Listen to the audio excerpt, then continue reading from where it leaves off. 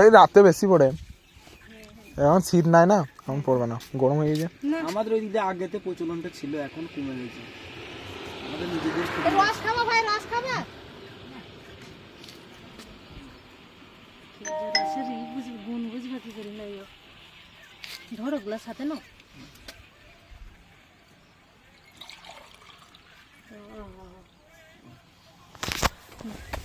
এখন অনেক রস পড়বে গাছটা দিয়ে, সারা রাতে তোকে এই ঠিলিটা বোঝাই করে দেবে।